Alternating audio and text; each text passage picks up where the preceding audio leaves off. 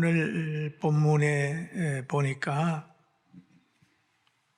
그 베드로하고 많은 사람들이 전도할 때 나타나는 현상에 대해서 말하고 있습니다. 베드로가 솔로몬 행각이라는 곳에서 복음을 전할 때 나면서부터 안진뱅이 된 자가 동행을 했어요. 이 나면서부터 된 안진뱅이는 사도들이 기도하러 성전에 들어갈 때 길목에 갖다 놓는 사람이었어요.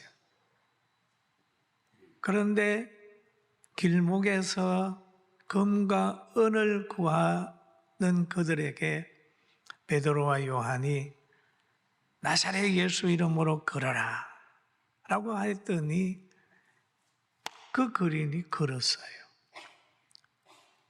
그러면서 걷기도 하고 뛰기도 하고 하나님을 찬송하고 베드로가 복음 전하는 그 장소에 늘 따라다닌 거예요. 베드로 사도들이 복음을 전하면, 능력의 복음을 전하면 나도 그 복음을 힘입어서 안진뱅이였던 내가 일어났다 라고 함으로 인하여 모든 사람들이 복음을 통하여 나타난 은혜를 생각하면서 예수 믿기 시작을 했어요.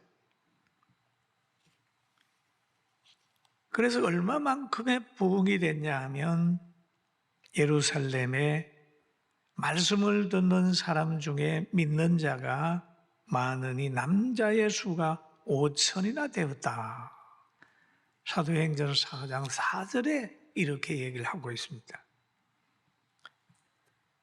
그러니 많은 사람이 회개하고 변화되고 예루살렘 성이 시끌시끌합니다. 그렇게 되니까 예수님을 십자가에 못 박은 이들이 당황하기 시작을 했어요. 야, 우리가 예수님을 십자가에 못 박아 죽였는데 그가 부활했다고 얘기를 하고 그의 이름으로 기적이 나타났으니 이거 어떻게 된 일이냐? 그냥 놔두면 안 되겠다라는 그런 생각을 하게 됐습니다.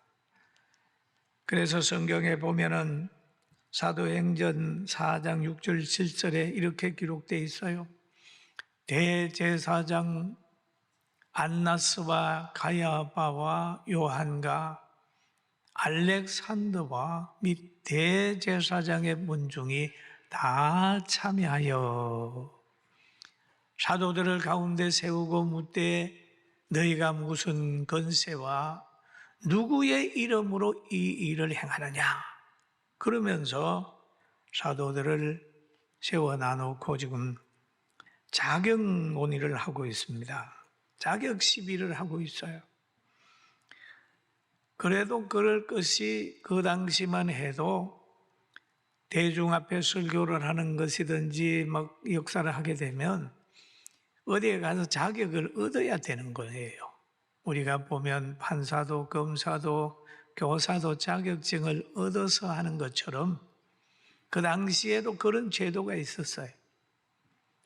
그 제도의 흔적이 어디에 있느냐 하면은 사도행전 9장 1절 2절에 보면은 이 사울이라고 하는 청년이 예수님의 제자들을 그 다메섹에 가서 잡아오려고 할 때에 제사장들에게 가가지고 공문을 요구를 합니다. 그래서 그거 보면 만일 그 도를 따르는 사람을 만나면 남녀를 막론하고 결박하여 예루살렘으로 잡아오려 함이라. 그러니까 이게 대제사장에게 자격을 부여한 거예요. 요즘에 목회자들도 그렇잖아요. 목사 안수를 받아야 축도도 할 수 있고 세례도 주고 그렇지 않습니까? 그게 자격 얘기가 나오는 거예요. 오늘날 같으면은 여기에는 뭐 체포 영장 같은 그런 걸 잡아올 수 있는 권한을 사울이라는 청년이 가지고 다메섹에 갔다는 내용이 있어요. 그러니까 사도들을 보면서 너희들이 무슨 건세로 그러느냐, 누가 너희에게 자격을 줬느냐라고 하는 말을 하고 있습니다. 그러나 여기에서 베드로와 요한과 믿는 사람들의 자격은 하나님이 준 거예요. 할렐루야. 제자들 보고 그러잖아요. 너희는 가서 모든 족속으로 제자를 삼아 아버지와 아들과 성령의 이름으로 세례를 주고 뭐 그렇잖아요. 하나님이 제자들에게는 자격을 줘. 그래서 하나님의 뜻대로 이들이 복음을 전하고 있습니다. 그런데 제사장들이 이들의 신분 조사를 해봤더니 학문이 없고 공부도 못하는 갈릴리 어부인 줄로 알고 접근을 했는데 말하는 걸 보니까 엄청 잘하는 거예요. 그래서 그들이 놀라는 거예요. 그들의 하는 능력을 보면서 제사장들이 감당할 수 없게 됐습니다. 그뿐만 아니라 사도들이 말을 하면은 현장이 환경이 바꾸어져 버렸다. 여러분, 하나님의 나라의 말은 말을 하면 이루어져요. 창세기에도 보니까 빛이 있어라, 빛이 있었고 뭐가 있어라 그러면 있잖아요. 하나님의 말씀은 창조의 능력이 있은 것처럼 성령 받은 사도들은 병자를 보고 일어나라 그러면 일어났어요. 예수님이 또 그렇게 한 것처럼 그런 권세가 이들에게 따라다녔습니다. 그래서 이들을 통하여 유명한 표적이 나타났어요. 그러니 박해하는 사람들이 감당을 못하는 거예요. 왜? 그들이 말하는 것이 현실로 이루어져 가지고 환경이 바꾸어지잖아요. 그래서 사도행전 4장 17절에 보니까 민간에게 많이 말씀이 퍼졌다. 그들을 위협하여 그 후에 이 이름으로 아무에게도 말하지 말게 하자 하고 그들을 불러 경고하여 도무지 예수님의 이름으로 말하지도 말고 가르치지도 말라 하니. 여러분, 사도들이 복음 전하는데 말하지도 말고 가르치지도 말아라. 도무지 예수님의 이름으로 말하지 마라. 신앙의 자유도 뺏어버리고 표현의 자유도 뺏어버리고 세상에 빛과 소금이 임하는 것도 금지하고 예배도 금지하고 전도도 금지하고 그렇게 하는 거죠. 그때만 그런 게 있는 게 아니라 지금도 과거에 그들을 붙들고 일했던 사탄의 역사는 우리나라와 교회와 우리 가정들과 이 모든 곳에 나타나고 있다는 것을 깨닫게 되기를 주의 이름으로 축원합니다. 타락된 권력은 사람을 불행하게 해요. 그리고 당시의 여론을 좌우하고 군중을 동원해서 재판에 영향을 주었던 그들은 사도들에게 복음을 전하지 못하게 했어요. 그런데 이것을 이렇게 보니까 하나님께서 예언한 거예요. 그리고 또 여기에 예수님의 재판을 우리가 한번 들여다보면은 예수님은 죄가 없어요. 누가복음 23장 15절에 보니까 헤롯이 또한 그렇게 하여 그를 우리에게 도로 보내었도다. 보라, 그가 행한 일에는 죽일 죄가 없느니라. 헤롯도 그렇게 했어요. 빌라도도 그랬습니다. 죄가 없다. 나 놓겠다. 그랬어요. 그런데 누가복음 23장 23절에 보니까 그들이 큰 소리로 제쳐가여 십자가에 못 박기를 구하며 그들의 소리가 이긴지라. 여러분, 헤롯과 빌라도는 그래도 기초가 로마법이기 때문에 공평합니다. 따지는 거야. 따져보니까 죄가 없는 거예요. 놓아주려고 그러는데 이 무리들이 데모를 해가지고 막 그러니까 여기에 보니까 그들의 소리가 이긴지라. 그러면 여론이 법을 삼켜버렸습니다. 그래서 예수님이 십자가에 달리게 됐어요. 예수님이 부활하시고 능력이 나타나고 치유의 능력이 나타나는 걸 전하는데 그것까지 이들이 지금 하지 못하게 하는 거죠. 사랑하는 성도 여러분, 하나님의 능력은 살아있고 그 살아있는 능력을 우리가 믿는 거예요. 할렐루야. 그런데 그렇게 막 위협을 하는데 베드로와 요한의 반응이 우리에게 주는 교훈이 있어요. 한번 같이 읽어볼까요? 4장 19절입니다. 시작. 하나님 앞에서 너희 말 듣는 것이 하나님 말씀 듣는 것보다 옳은가 판단하라. 따라합시다. 옳은가 판단하라. 크게 하면 옳은가 판단하라. 그러면 두 가지 소리가 이들에게 들려왔어요.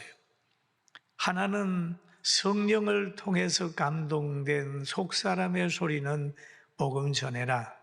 복음 전해라. 주님이 하신 말씀대로 모든 곳에 가서 듣든지 안 듣든지 복음 전해라 라고 하는 것이고, 한 소리는 복음 전하지 마라 라고 하는 소리. 두 가지 소리. 여러분도 그 소리를 지금 듣고 있습니다. 에덴 동산에도 보면 두 가지 소리가 있어요. 동산 중앙에 실과는 먹지 말라.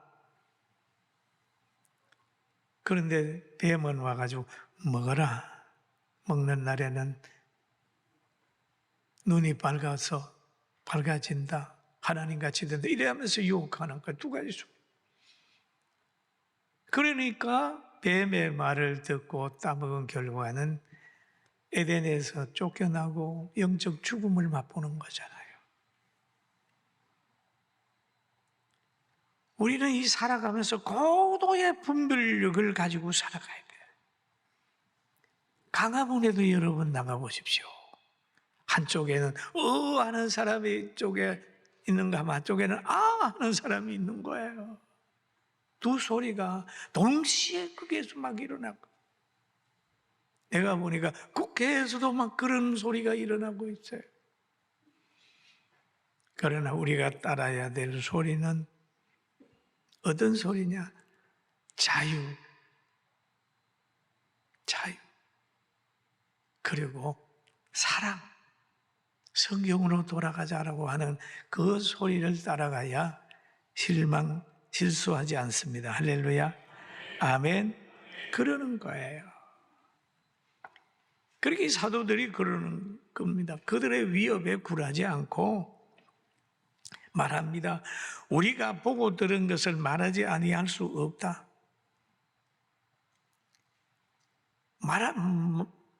그 사도들은 예수님이 33년 동안 하시는 거 봤잖아요.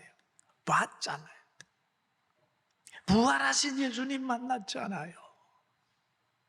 예수님의 이름으로 병자가 일어나는 것을 봤잖아요. 그런데 이것을 어떻게 전하지 않을 수 있느냐? 우리는 전한다. 그렇게 보고 들은 것을 말하지 아니할 수 없다 라고 얘기를 했어요. 그들은 타락한 사람들의 위협에 굴복하지 않고 복음을 전했어요. 그래서 여기에 보면은 사도들이 이제 놓였어요. 거기에서 신문도 받고 위협도 당하고 놓여가지고 있을 때 사도들이 4장 23절 오늘 본문이죠. 사도들이 노임에 그 동료들에게 가서 제사장들과 장로들의 말을 다 알리니라고 말합니다. 알리니. 정보를 공유하는 겁니다. 어려움을 함께 극복하기 위하여 기도 제목으로 내놓는 거예요. 동료들에게 가서 내놓았어요. 내놨더니 거기에 있는 사람들의 반응이 참 귀했어요. 오늘 설교 본문입니다. 그들이 사도들의 말하는 것을 듣고 그 말이죠. 한 마음으로 하나님께 소리를 높여 이르되 내 주제여 천지와 바다와 그 가운데 만물을 지으시니지요 라고 하는 말을 하고 있습니다. 마음을 같이하여 그 어려운 문제를 해결하기 위하여 같은 편에 선 거예요. 그래서 베드로는 이 환경 속에서 다시 구약에 있는 예언을 생각을 했어요. 다윗이 시편 2편 1절 2절에 보니까 세상의 군왕들이 나서며 가난들이 서럽게 하여 여호와와 그의 기름 부음 받은 자를 대적한다고 했는데 그 현상이 지금 나타났다. 그런 거니까 우리는 믿음을 지켜야 된다라고 얘기를 하고 있어요. 우리는 어떤 사건이 일어날 때마다 우연이 아니라 말세의 징조구나 이렇게 생각하면서 두려워하지 말고 환경을 극복하게 되기를 주의 이름으로 축원합니다. 아멘. 두려워할 거 없어요.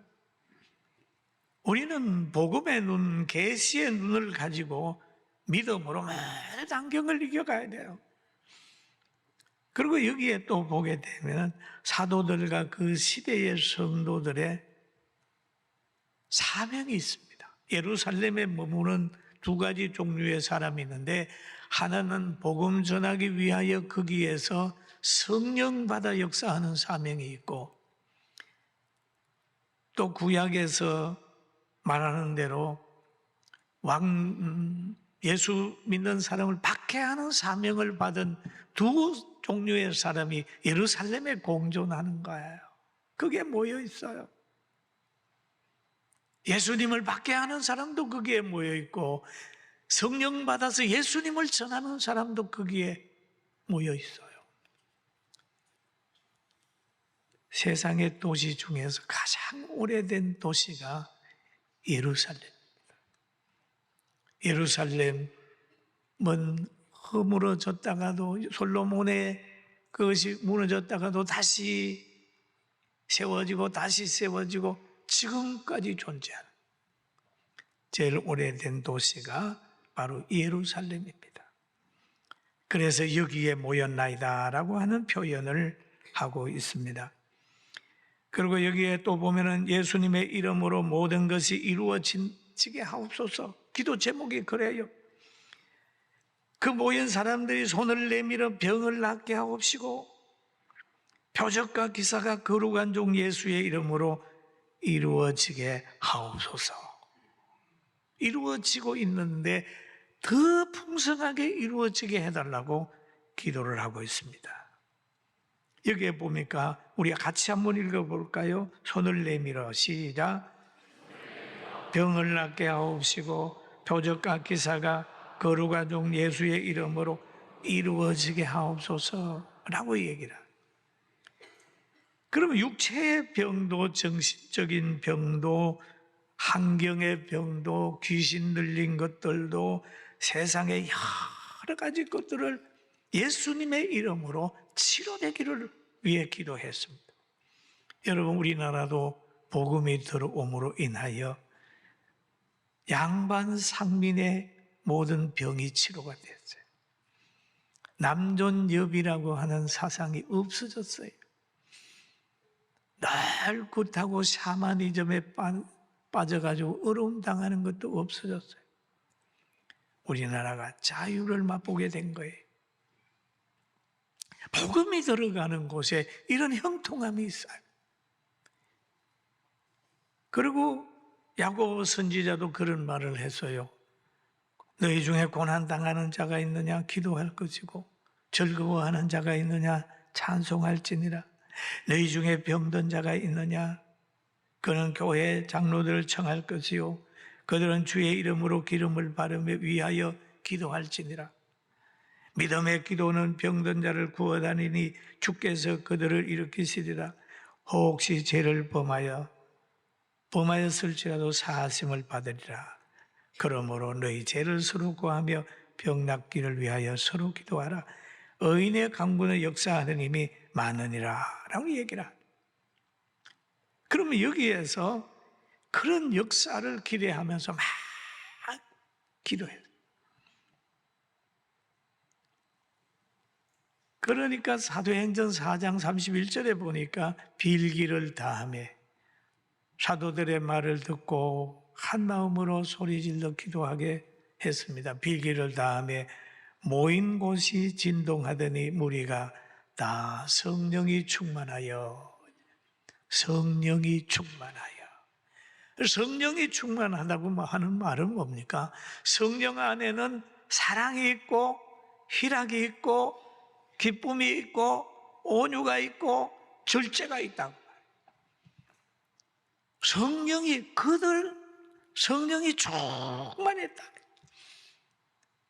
충만하여 성령 안에는 담력도 있잖아요. 담대히 하나님의 말씀을 전했다. 기도 응답이 됐어요. 여러분, 우리가 기도 응답을 받아서 세상을 변화시킵시다. 할렐루야. 우리가 지금 구체적으로 지금 우리 대한민국은 차별금지법이라고 하는 그걸 가지고요. 막 얘기를 하고 하는데 사람은 차별하면 안 돼요. 어느 때는 그런 말 있잖아요. 어떤 목욕탕에, 여자 목욕탕에 남자가 들어가는데 못 들어가고 막 했더니 왜 차별하냐고 그래가지고 시비 붙었다는 말을 제가 들었어요. 여러분, 남자들 거기에는 들어가는 거 정해진 거 남자만 들어가고 여자가 들어가는데 여자만 들어가면 되지. 이건 차별이 아니고 구별입니다. 모두를 보호하기 위하여 구별하는. 이걸 차별로 얘기하면 안 돼요. 도둑놈을 도둑놈이라고 그래야지 선하다고 얘기합니까? 썩은 것을 이렇게 구별해가지고 놓고 안 썩은 걸 보호해야 되지. 썩은 것이 안 썩은 거하고 같이 있으면서 이렇게 빼놨다고 해가지고 차별이라고 그럽니까? 여러분, 차별금지법은 사탄이 구별금지법을 차별금지법으로 포장시켜서 미혹하는 건데 여러분 분별력을 가집시다. 아멘.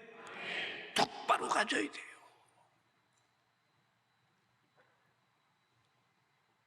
보면은 낙태 자유, 또 동성애, 여러분 이게 얼마나 잘못된지 몰라요. 하나님의 말씀의 잣대로 돼야 정확한 답이 나오는 거예요.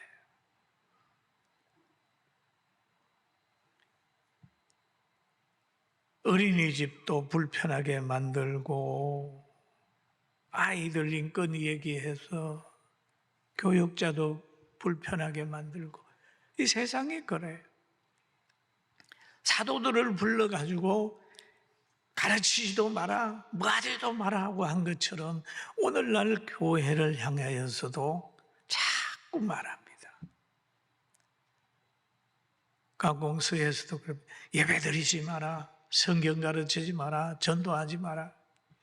그런데 그 말에 순응하지 말고 하나님의 나라가 이 땅에 이루어지도록 말씀의 세계관을 가지고 신앙생활 잘하는 복을 온 성도들이 받게 되기를 주의 이름으로 축원합니다. 아멘. 그래서 우리는 성경으로 돌아가고 성경 정신을 가지고 사탄의 지혜를 대적하고 기도함으로 모든 걸 이겨가야 돼. 여러분의 가정을 오늘 이 시간부터 든든히 세워가게 되기를 주님의 이름으로 축원합니다.